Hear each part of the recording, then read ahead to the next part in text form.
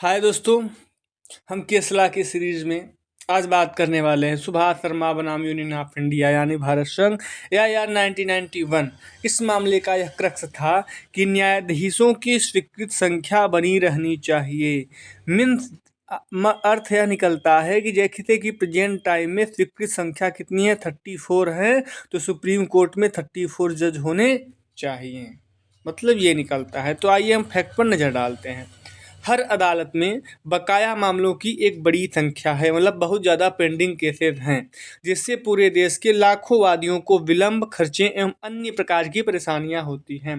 सर्वोच्च न्यायालय पर भी बकाया मामलों का बोझ है। एक समय न्यायाधीशों की संख्या स्वीकृत संख्या की आधी ही थी। मतलब जैसे स्वीकृत संख्या 30 है तो प्रेजेंट टाइम में जज 15 थे। न्यायाधीशों की नियुक्तियां अक्सर राजनीति में फंस जाती हैं, क्योंकि नियुक्त प्राधिकारी कार्यपालिका उच्च न्यायालयों के मुख्य न्यायाधीश और सर्वोच्च न्यायालय अलग अलग दिशाओं में खींचते हैं। इन याचिकाओं में इस समस्या का समाधान मांगा गया था।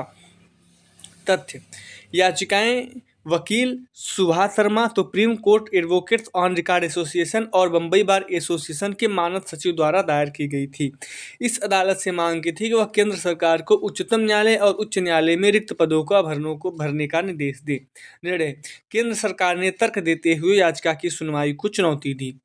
यह ऐसा मामला नहीं था जिसमें अदालत आदेश पारित कर सकती है, लेकिन अदालत ने उसे खारिज कर दिया और कहा स्वीकृत संख्या निर्धारित हो जाने के बाद स्वीकृत संख्या को बनाए रखना केंद्र सरकार का दायित्व है।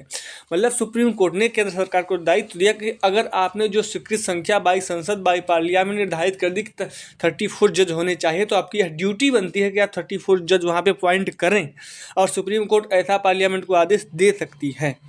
याचिकाएं 1985 में दायर की गई थी और अदालत समय समय पर केंद्र सरकार को निर्दिष्ट तिथियों के भीतर रिक्तियां भरने के अंतरिम निर्देशों के साथ सुनवाई स्थगित कर रही थी। अंतरिम निर्देशों द्वारा निगरानी के परिणामस्वरूप 1951 तक स्थिति कुछ हद तक आसान हो गई, लेकिन सेवानिवृत्ति और अन्य संबंधित घटनाक्रमों के साथ रिक्तियों की संख्या बढ़ती रही। इसका उपाय किया जाना चाहिए।